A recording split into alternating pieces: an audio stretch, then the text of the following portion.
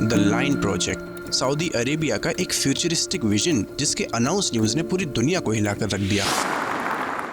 لذلك نحن بحاجة إلى تجديد مفهوم المدن إلى مدن مستقبلية. اليوم بصفتي رئيس مجلس إدارة نيوم نقدم لكم ذا لاين، مدينة مليونية بطول 170 kilo. एक straight line में बसा ये शहर नेचर के साथ कोएग्जिस्ट करते हुए पॉल्यूशन फ्री और सस्टेनेबल फ्यूचर का प्रॉमिस करता है। मॉडर्न टेक्नोलॉजी से लेकर हाई स्पीड ट्रांसपोर्टेशन और ग्रीन एनर्जी तक सब कुछ इस प्रोजेक्ट में इंक्लूड है। ये प्रोजेक्ट वाकई में एक इंजीनियरिंग मार्वल बन सकता है, लेकिन ये सिर्फ एक सपना ही रह जाएगा।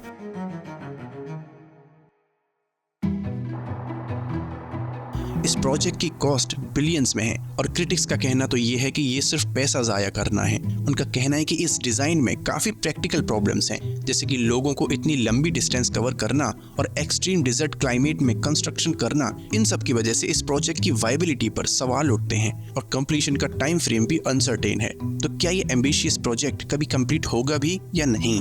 2021 में सऊदी अरेबिया के क्राउन प्रिंस मोहम्मद बिन सलमान, जिनको हम MBS भी कहते हैं, इन्होंने दुनिया के सामने द लाइन प्रोजेक्ट का अनाउंसमेंट किया। ये प्रोजेक्ट सऊदी के नॉर्थ वेस्टर्न रीजन में बन रहा है। ये तो स्काई स्क्रैपर्स के बीच एक एनक्लोज एट्रियम होगा और 500 मीटर ऊंचा होगा। जरा सोचो, ये न्यूयॉर्क सिटी के वर्ल्ड ट्रेड सेंटर के हाइट के बराबर होगा और 170 किलोमीटर लंबा होगा, यानी कि मुंबई से पुणे के बीच की डिस्टेंस के बराबर है, या फिर लंदन से बर्मिंघम के डिस्टेंस के बराबर। कितना बड़ा सोचा गया है इस प्रोजेक्ट को, और शायद यही इस प्रोजेक्ट की कमी है। सऊदी की गवर्नमेंट का क्लेम है कि ये सिटी 9 मिलियन लोगों का घर बनेगी। इसका मतलब ये न्यूयॉर्क सिटी के पॉपुलेशन से भी ज्यादा होगी और सब कुछ कार फ्री होगा। हर चीज एक दूसरे से 5 मिनट की वॉकिंग डिस्टेंस पर होगी। ट्रांसपोर्टेशन के लिए एक सुपर फास्ट अंडरग्राउंड ट्रेन होगी जो पूरी सिटी को सिर्फ 20 मिनट में कवर कर लेगी। पूरा स्ट्रक्चर ग्रीन रिन्यूएबल एनर्जी से चलेगा और जीरो एमिशंस होंगी। और जीरो एमिशंस का मतलब है कि एनवायरनमेंट पर कोई भी नुकसान नहीं होगा।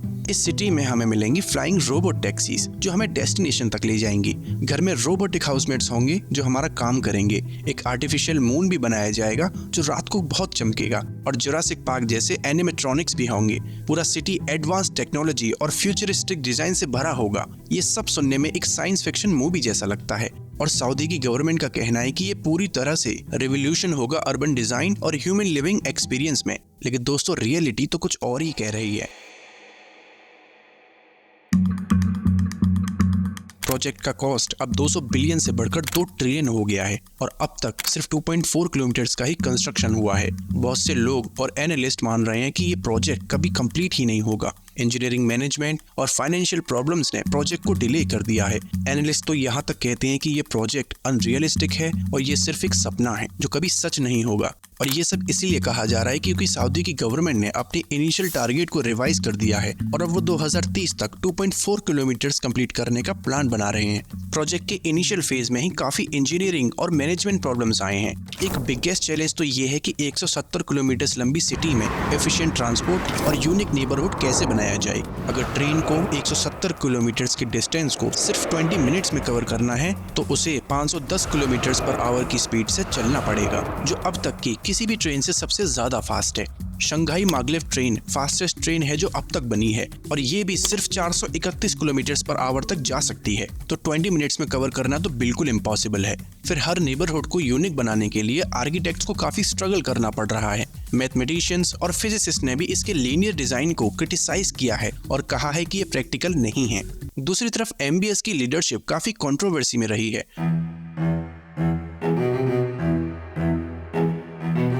उन्होंने यमन वॉर में सऊदी फौज को लीड किया और कतर पे पाबंदी लगा दी। उनके कुछ फैसलों ने उनकी इमेज को भी नुकसान पहुंचाया है।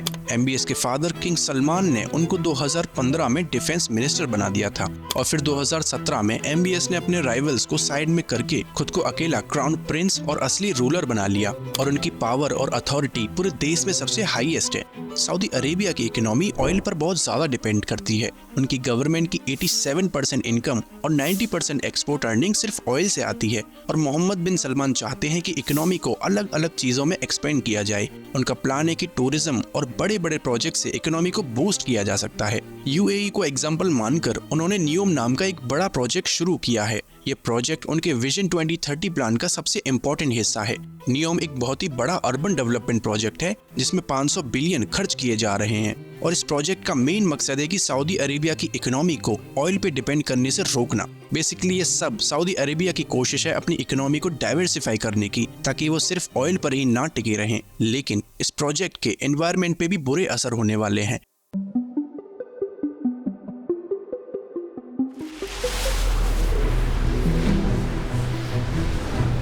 ये एरिया ऐसा है जहां फ्रेश पानी की कमी है और गर्मी बहुत ज्यादा पड़ती है और अब ये लोग डिसैलिनेशन प्लांट्स बना रहे हैं जो एनवायरनमेंट के लिए ठीक नहीं है। मैं आपको बताता हूँ कि डिसैलिनेशन से समुद्र का पानी और खारा हो जाता है जो मछलियों और दूसरे वाटर एनिमल्स के लिए बहुत डेंजरस है और अगर रिन्यूएबल एनर्जी नहीं यूज करेंगे तो इन प्लांट्स को चलाना मुश्किल हो जाएगा।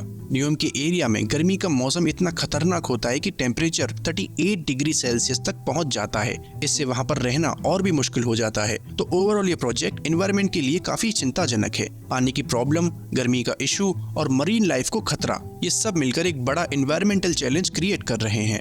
लेकिन वहीं दूसरी तरफ इन्वेस्टर्स को लुभाने के लिए एम्बियंस ने कुछ नए मॉडर्न तरीके भी शुरू किए हैं, जैसे कि अब औरतों को गाड़ी चलाने की परमिशन मिल गई है, जॉब करने की आजादी मिल गई है और बुर्का पहनना अब जरूरी नहीं रहा।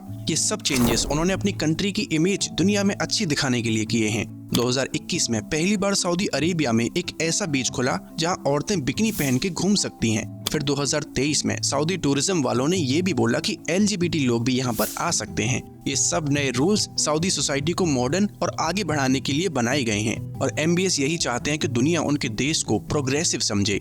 नियम प्रोजेक्ट में सिर्फ द लाइन ही नहीं बल्कि और भी बहुत सारे जबरदस्त प्रोजेक्ट्स हैं, जैसे कि ऑक्सागोन जो एक बड़ा सा इंडस्ट्रियल पोर्ट एरिया होगा और दुनिया का सबसे बड़ा फ्लोटिंग स्ट्रक्चर बनेगा। फिर है ट्रोजना जो एक मस्त आउटडोर स्काई रिजॉर्ट होगा पहाड़ों में जहां आर्टिफिशियल स्नो मशीन्स लगाई जाएंगी। फिर सिंडेला एक फैंसी आइलैंड रिजॉर्ट होगा। सिल्वर बीच जो क्रस्ट मार्बल से बना बीच होगा जो धूप में बहुत चमकेगा। ये सारे प्रोजेक्ट्स नियोम को एक फ्यूचरिस्टिक और शानदार जगह बनाने के लिए प्लान किए गए हैं। नियोम की लोकेशन बहुत ही स्ट्रेटेजिक है। ये सऊदी अरेबिया का यूरोप के सबसे पास वाला हिस्सा है और सुएज कनाल की बिल्कुल बगल में है। सऊदी ने इजिप्ट से 2 आइलैंड्स तिरान और सनोफिर खरीद लिए हैं और वहां पे सऊदी का एक ब्रिज बनाने का प्लान है जो नियोम को इजिप्ट के शर्म एल शेख से जोड़ेगा। ये ब्रिज सऊदी और इजिप्ट की टूरिज्म इंडस्ट्री को एक साथ लाएगा और सऊदी और इजराइल के बीच बिजनेस को भी बढ़ावा देगा। और दोस्तों इन सब प्रोजेक्ट से इस एरिया की पॉलिटिक्स भी बदल सकती है। लेकिन दोस्तों बात एंड में आके वहीं पर रुक रही है क्योंकि प्रोजेक्ट की फाइनेंशियल फीजिबिलिटी भी क्वेश्चनेबल है।